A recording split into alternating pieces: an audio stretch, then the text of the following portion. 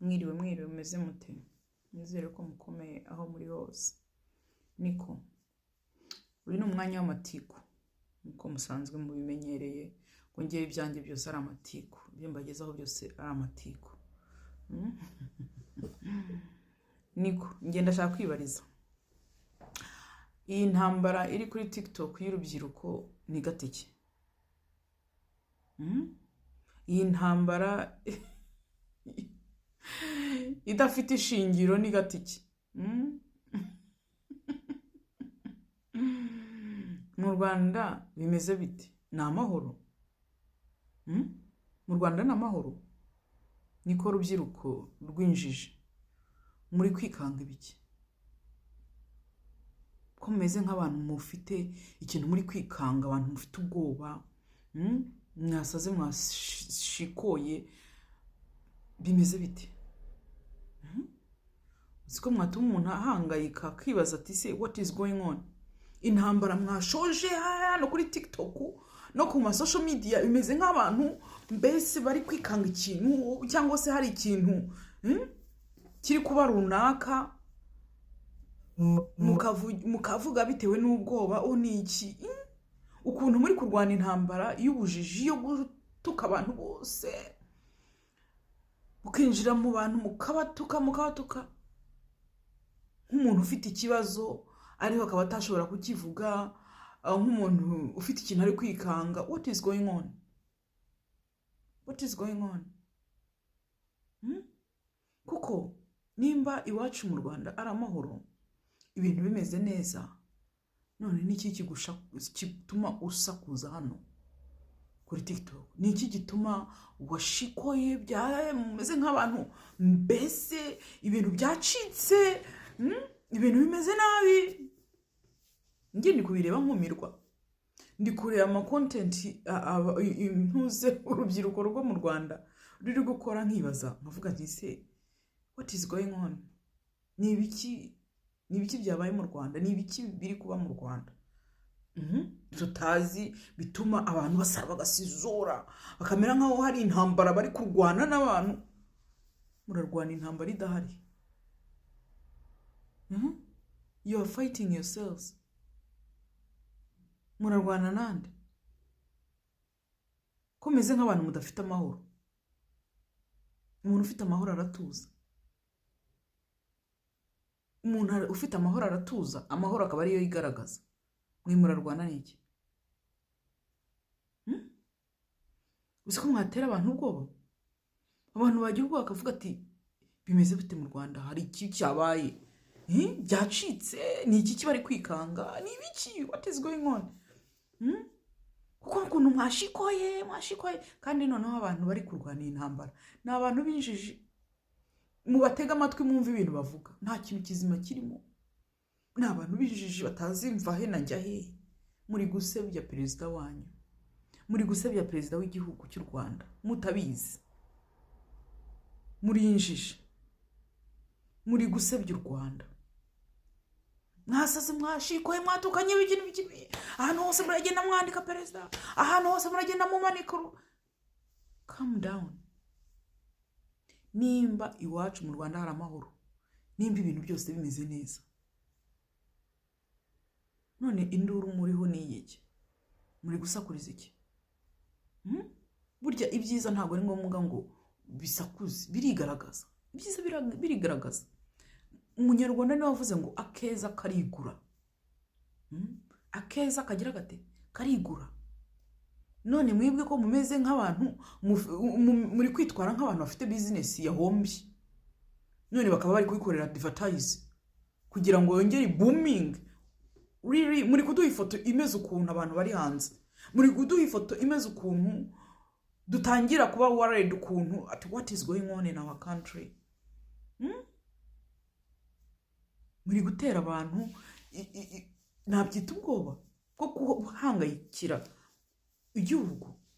Umuntu agahangayika akavuga ati ni ibiki bimeze biti? Kubera intambara mwashoye, mwasaze mwashikoye, mwatutse abantu bose mwabagize inyanga Rwanda, abantu bose murabashakira impamvu zihari n'izidahari, mbese mwasaze mwashikoye. Ariko abantu banasaze banashikoye, nta muntu muzima urimo, ni abantu b'injiji. Mumbabarire mu batega amatwi mwumva ibintu bari kuvuga, ibintu bitagira umutwe n'ikibuno, injiji gusa.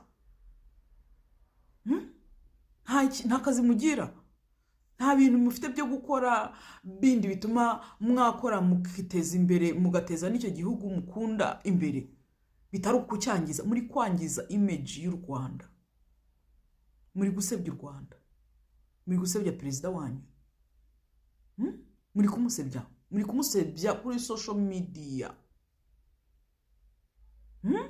Akeza kagira gati karigura. Mwebwe mwashikoye ngo muri kurwanirira igihugu, muri kugisebya. Kandi bamwe muri mwebwe nimutitonda amagambo yanyu arabageza kure, arabageza amageregere. Nuko leta itari yatangira guhagurukira ibi bintu muri gukora, niba ni umunsi babihagurukiye, bamwe muri mwe muzisanga mu kaga, kuko muri kugendera mu kigare, muri gukora ibintu mutazi, muravuga amagambo menshi mutabanje gutekerezaho, ibintu bitagira umutwe n'ikibuno, mugatuma abantu bari hanze batangira kwikanga. Tise hari ikintu cyaba kiri mu gihugu, ni iki, ni bimeze bite, ibintu bimeze bite? Kuko ibintu bimeze neza, ari amahoro, ibintu byose biri bum bum bum bom bom, nta nduru mwaba muri gutera hano. Ariko induru muri gutera mumeze nk'abantu bari kwikanga ikintu, nk'abantu bari kubona ikintu bakikanga, nk'abantu bafite hari umwotsi, nk'ahantu hari umwotsi uri gucumba, hahoza umuriro cyangwa se umuriro wenda kuvukira. Urabona ngiye ntabwo nzi ikintu kindi ku mutima ndakivuga, sinzi kubihisha. Maze iminsi mbitekerezaho, mbireba, ndeba intambara muri gushoza mu Rwanda, n'intambara idahari, mushaka abanzi badahari,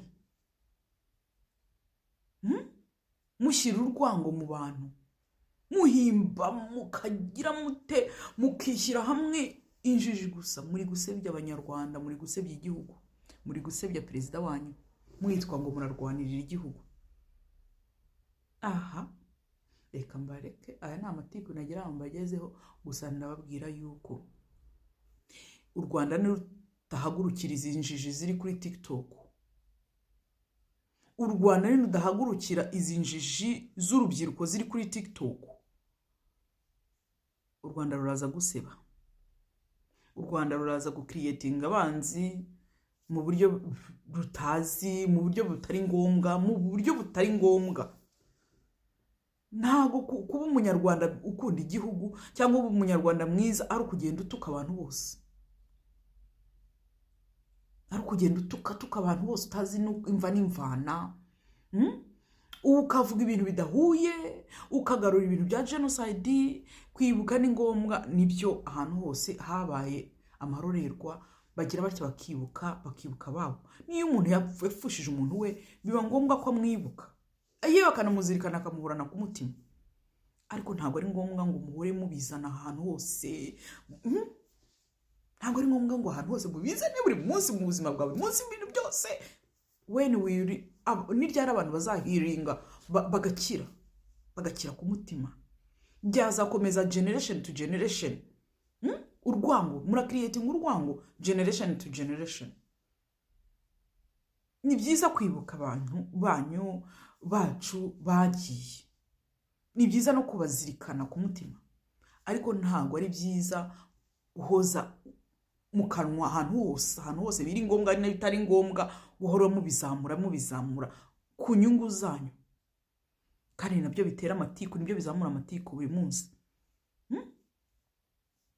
Kuzamura amatiku atari ngombwa, kuzamura urwango, gukriyetinga urwango mu banyarwanda muri generation nshyashya bitari ngombwa. Ni ukuvuga ngo ntago abanyarwanda twazakira igikomere, ahubwo twazagihorana generation kuri generation. Nta bumwe dufite. Nimba urubyiruko mwibaza ngo muri gukunda u Rwanda, muri gukorera u Rwanda, mutekereze kabiri. Mutekereze kabiri ibintu muri gukora, mutekereze kabiri ibintu muri kuvuga, mutekereze kabiri ukuntu muri gupresentinga igihugu cyanyu nk'abanyarwanda. Ngewe ku bwanjye Fina ndabona muri gusebya u Rwanda, muri gusebya perezida w'igihugu cy'u Rwanda.